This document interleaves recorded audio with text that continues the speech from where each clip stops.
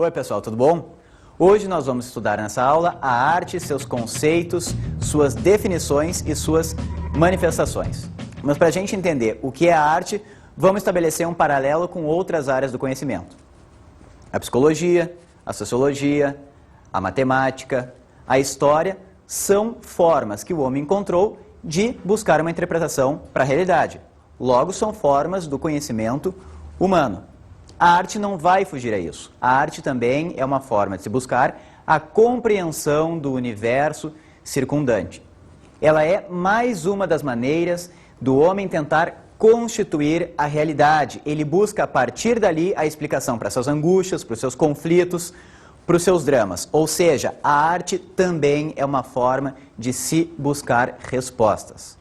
A arte busca responder a uma necessidade humana e social.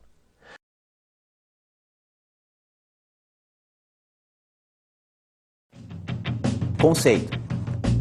Para a gente entender o que é o conceito de arte, a gente tem que perceber do que ela não vai se preocupar e com o que ela vai se preocupar. Primeiro, a arte não tem uma preocupação de fazer uma análise lógico-racional do seu objeto. Segundo, ela não se baseia na observação dos fenômenos naturais para, a partir dali, demonstrar os resultados. Terceiro, a gente não vai poder julgar uma obra de arte a partir dos conceitos de útil ou não útil. Esse julgamento não cabe na arte. E também não vai se preocupar unicamente com pensamento especulativo, ou seja, o conhecimento reflexivo. A partir daí, então, a gente pode começar a tentar conceituar a arte. O que ela é? Ela é a soma do conhecimento reflexivo mais o conhecimento científico. Agrega-se a isso a imaginação, o sentimento do artista. Logo, a arte será a percepção, no sentido de ver algo mais da realidade. A partir dela é que se cria o objeto artístico, e esse objeto artístico será o resultado da interpretação dessa realidade, a busca das várias faces da realidade. Logo, a gente pode dizer então que a arte vai se revelar a partir de dois pontos fundamentais: a obra de arte e quem a cria, o artista. Eu penso que, de fato, essas interconexões, ou a gente poderia dizer estas relações que existem entre as diferentes artes, os diferentes campos de arte, elas, de fato, existem essas interconexões. De um lado, se a gente pensar em termos de concepção de linguagem, porque, na realidade, a literatura, a música, o teatro, as artes visuais são diferentes linguagens, diferentes maneiras utilizadas pelos artistas, pelos escritores, pelos poetas, para, de fato, manterem um diálogo com a realidade e com as diferentes pessoas. Existe esta relação, em função de que a arte, de uma forma geral, ela é uma linguagem. Ela é um meio de expressão, ela é uma maneira de representação das diferentes visões, das diferentes maneiras de compreensão sobre o mundo, né? É por isso que, na minha forma de entender, você pode ter, por exemplo, uma determinada temática como a guerra, né, um determinado fato histórico como a guerra, ou um fato histórico, por exemplo, como o grito da independência, né, um fato histórico de 7 de setembro de 1822, traduzido de diferentes formas. Traduzido, por exemplo, num filme, que é conhecido por muitas pessoas já viram esse filme. Esse fato histórico, nós podemos recorrer e compreender esse acontecimento a partir de N livros, N manuais de história, mas nós temos também a representação desse fato histórico por meio de uma pintura histórica, que é o quadro do Pedro Américo. Mesmo em relação à literatura, nós temos, por exemplo, determinadas temáticas que são tratadas no Brasil do século XIX, como a questão do índio no Brasil, a questão do negro no Brasil, traduzido em filmes traduzida em quadros famosíssimos, como a temática do negro ou do mulato, pelo Portinari, pelo Di Cavalcanti, e tratados também por alguns poetas, né, como os românticos do século XIX, que era um tema recorrente na literatura. O objeto, na minha forma de entender, quer do poeta, quer do artista plástico, do pintor, quer do musicista, o objeto da arte é a realidade humano-social, que todos esses fazedores de arte buscam dar significados. O artista é obra de arte. Vamos analisar antes o que é o artista. Primeiro, o psicólogo. Quem é o psicólogo? O psicólogo é alguém que estuda e produz algo na área da psicologia. O sociólogo, alguém que estuda e produz algo na área da sociologia. O matemático na área da matemática e assim por diante. Então, quem é o artista? O artista, a gente pode concluir que é alguém que estuda e produz algo na área das artes. Mas quem é verdadeiramente o artista? O que ele faz? O que ele produz? E por que eu falei artes e não arte? O artista. Quem é o artista? O artista é alguém que pensa a realidade a partir da sua imaginação e dos seus sentimentos. O que ele vai fazer e como ele vai fazer isso? A partir de toda a experiência que ele passa, ele seleciona alguma dessas experiências que sejam relevantes na sua vida, não interessando quais sejam elas, e vai tentar transmitir isso na sua obra de arte. A partir daí, ele está criando um objeto estético, ele está criando um objeto artístico, que parte da sua subjetividade. E temos, então, a obra de arte. A obra de arte é o que o artista produz, é a linguagem do artista. A partir dessa obra, ele vai estabelecer um diálogo não convencional. Por quê? Porque ele não vai estar em contato direto com o público. Ele vai produzir uma obra que vai chegar até o público e o público vai observar essa obra. Logo, a gente pode dizer e nomear esse diálogo como um diálogo de adivinhações. Vamos ver como esse diálogo de adivinhações funciona. O artista produz essa obra pressupondo que alguém terá conhecimento dela. Ele produz essa obra tendo a intenção de dizer algo. Essa obra vai acabar chegando no público, o público vai ler, ouvir, perceber essa obra, sentir essa obra e manifestar a sua opinião acerca dessa obra. O interessante é que o artista vai ou não ter conhecimento dessa opinião do público. Claro que se tiver a opinião do público, será influenciado e quem sabe poderá produzir uma obra que diga algo diferente, quem sabe mude a sua opinião, sua perspectiva acerca da sua obra. Agora, pode ser também que ele continue produzindo a mesma coisa, independente da opinião do público, independente do conhecimento ou não dessa crítica do público. A pintura é uma poesia que vemos em vez de sentir. A poesia é uma pintura que sentimos em vez de ver. As artes. Existem diversas maneiras do artista expressar as suas ideias para alguém. Essas diversas maneiras, essas diversas formas de expressar suas ideias são denominadas como formas de expressão artística. Por isso que eu falei anteriormente em as artes. Existem diversas maneiras de expressão artística. Existem diversos modos de artes. Vamos ver quais são os principais. A pintura lida com a luz, com o traço, com a forma, com o espaço e com a cor. A escultura vai lidar com o espaço e com o volume, a questão da tridimensionalidade. A música vai lidar com o ritmo, com a harmonia, com a melodia e, é claro, com o som. A dança vai trabalhar com o ritmo, com a harmonia e com o movimento. A fotografia lida com a luz, com a forma e com a imagem. Já o cinema vai trabalhar com a imagem e com o som, e com alguns aspectos anteriores das demais manifestações artísticas. E por último temos a literatura, que vai trabalhar com a língua escrita, o som e o ritmo. Eu te amo, Maria, te amo tanto que o meu peito me dói como em doença, e quanto mais me seja a dor intensa, mais cresce na minha alma o teu encanto. Como a criança que vagueia o canto ante o mistério da amplidão suspensa, meu coração é um vago de acalanto, versando versos de saudade imensa. Não é maior o coração que a alma, nem melhor a presença que a saudade. Só te amar é divino e sentir calma. E é uma calma tão feita de humildade que tão mais te soubesse pertencida, menos seria eterno em tua vida. Filosofia da arte. Para a gente compreender direitinho o que é uma obra de arte, a gente tem que lançar mão de alguns conceitos da filosofia. O primeiro deles é a gente entender o que é estética. Basicamente, estética é o estudo do que define o belo artístico, que depois eu explico para vocês, e os sentimentos que esse belo suscita no homem.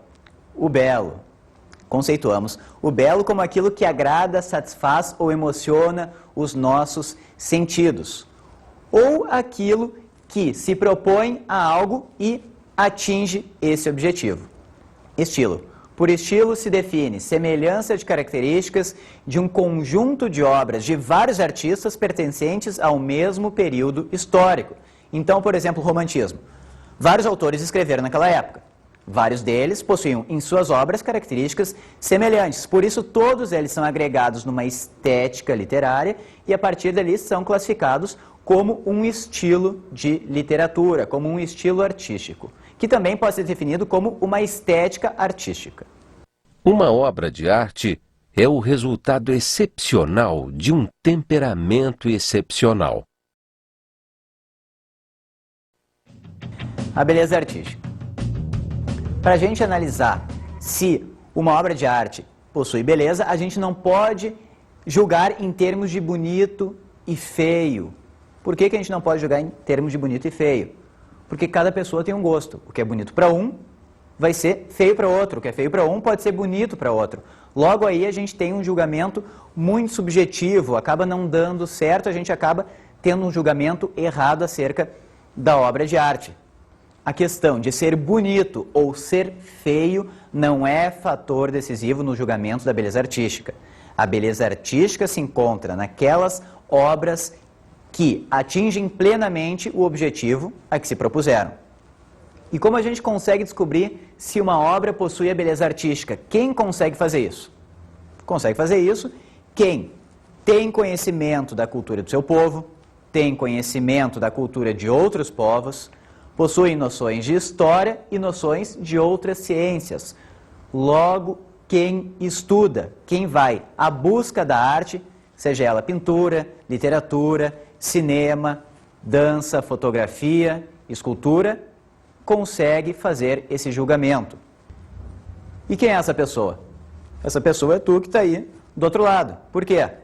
Porque tu estuda a cultura do teu povo, tu estuda a cultura de outros povos, tu tem noção de história e tem noção de outras ciências. Logo, tu é plenamente capaz de saber se uma obra possui ou não a beleza artística, se uma obra atingiu plenamente ou não os objetivos a que ela se propôs. A beleza artística se encontra na ideia da obra de arte, se encontra na expressão da obra de arte. Vamos analisar esse quadro. É importante salientar que a beleza artística se encontra na ideia, na proposta da obra de arte. Primeiro, o que a gente enxerga aqui? A gente vai enxergar um jogo de cores fortes, de cores vivas. Outro fator importante, nós não vamos enxergar constantemente traços definidos, como esses detalhes. Veja que em alguns momentos a gente não tem traço algum, a gente tem simplesmente um jogo de tintas. O que a gente vai ver ao fundo? Ao fundo a gente vai ver um jogo de cores que não estabelece nenhuma relação de verossimilhança, a gente não sabe direito o que é esse fundo. Vemos também aqui um espaldar de uma cadeira e, encostado nessa cadeira, uma mulher.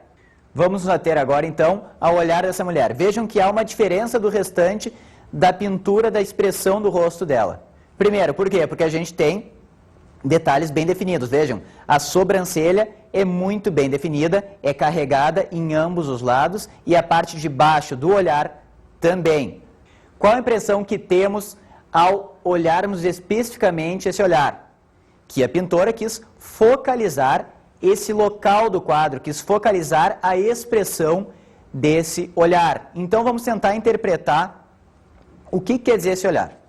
Primeiro, pode nos passar a ideia de um olhar inocente, de um olhar vago, de um olhar que não tem um alvo objetivo, ao mesmo tempo é o olhar de alguém ingênuo, o olhar de alguém que não tem maldade e também de alguém que está no mundo da lua ou no seu próprio mundo.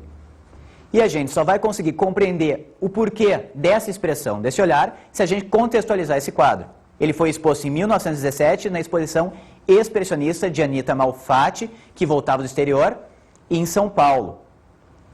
E é um quadro de uma mulher que tem um retardo mental, e que está olhando vago, ou seja, que não tem um olhar bem definido. Esse quadro chocou a sociedade na época. Mas somente contextualizando a época em que foi exposto, numa época em que se voltava ainda para uma tradicionalidade na arte, por uma questão de imitação da realidade, que esse quadro não vai obedecer. Por quê? Porque vai seguir os preceitos expressionistas de arte. Logo, só conseguimos entender essa obra estabelecendo a época em que foi pintada, a estética que ela pertence, a estética contra a qual ela ia, ou seja, a estética vigente no Brasil na época, que era o parnasianismo.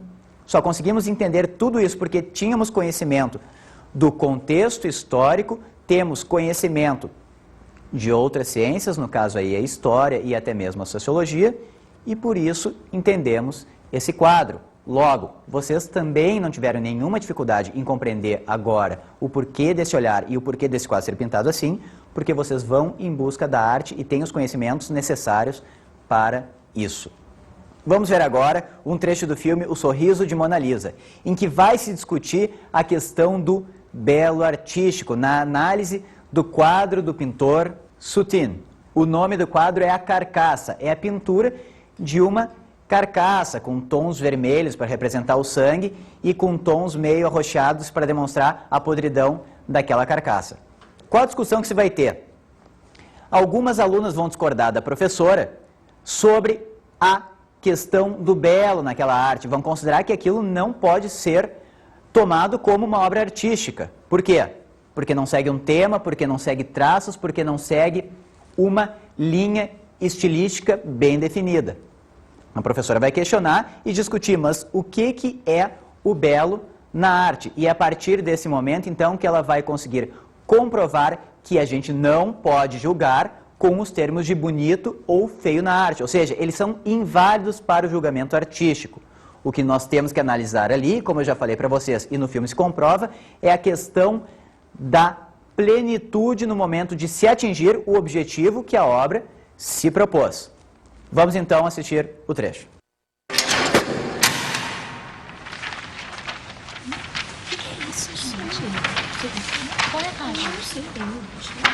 O que é isso? Me diga você. Carcaça de Soutine, 1925. Não está na apostila. Não, não está. Não é uma boa obra?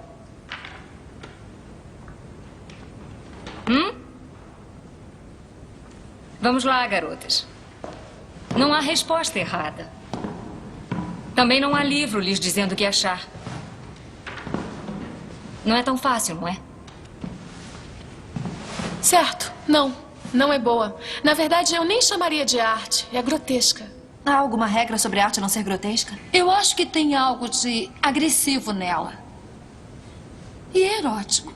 Pra você, tudo é erótico. Tudo é erótico. Meninas. Não existem É padrões? claro que existem. Senão um simples quadro de parede poderia ser comparado a um Rembrandt. O meu tio Ferdi tem 2 quadros de parede. Ele adora aqueles palhaços. Existem padrões, técnicas, composição, cor, temática. Se você está sugerindo que carne putrefata é arte, mas ainda que é boa, o que nós vamos aprender então? Exatamente.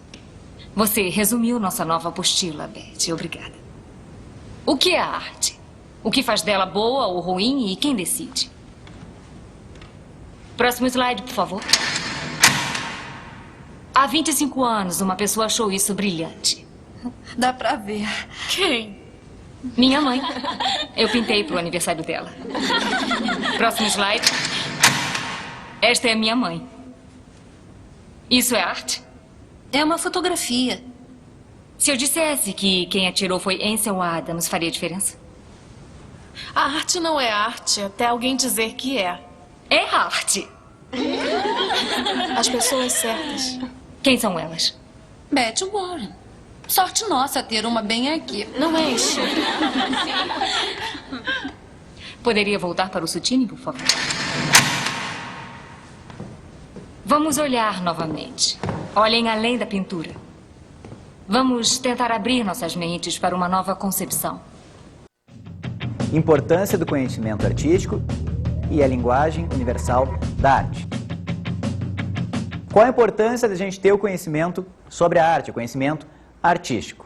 O fator fundamental é que desenvolvemos uma opinião crítica mais desenvolvida.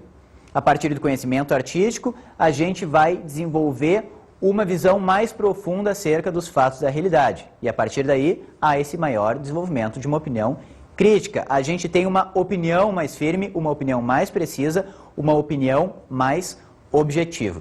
Desvelamento das faces ocultas da realidade.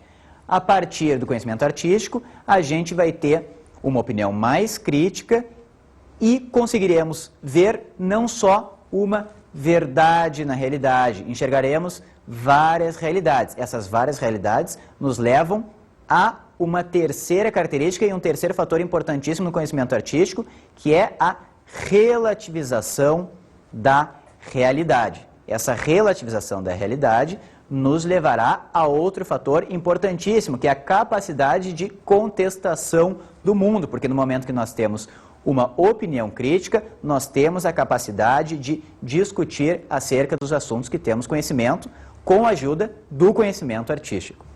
Demonstra-nos que temos algo em comum com as pessoas, ou seja, nós todos pensamos de forma diferente, somos indivíduos diferentes, mas passamos por situações semelhantes que vão fazer com que aflorem em nós sentimentos semelhantes. Entramos então em outro fator relevante, que é a questão da universalidade dos sentimentos humanos. E conseguimos revelar isso a partir da obra artística.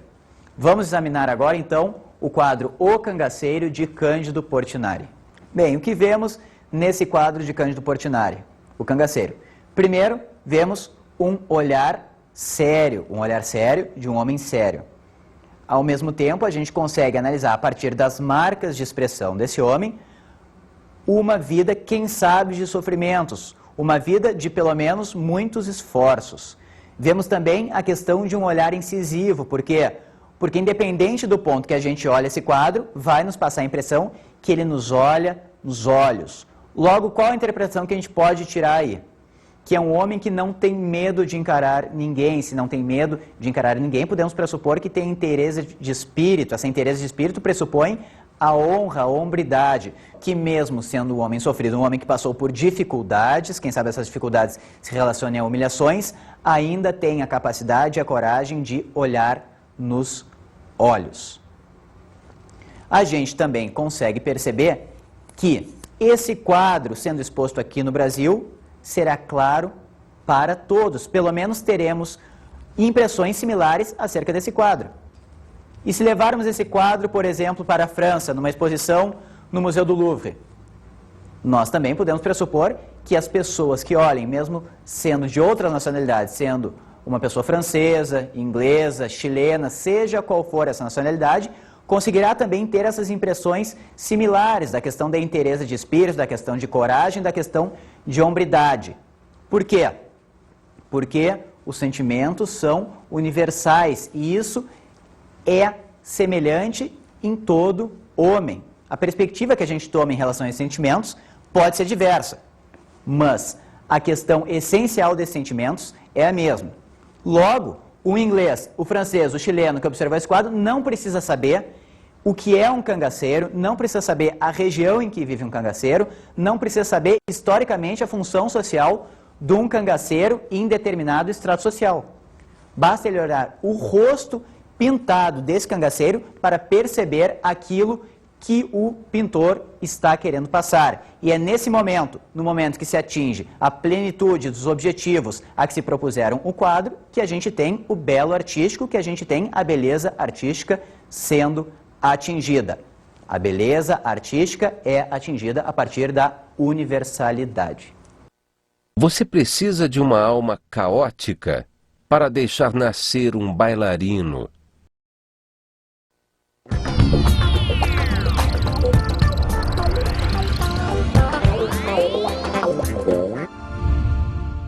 A minha dica de hoje é que vocês assistam o filme Amadeus, de Milos Forman, ganhador do Oscar de 1985.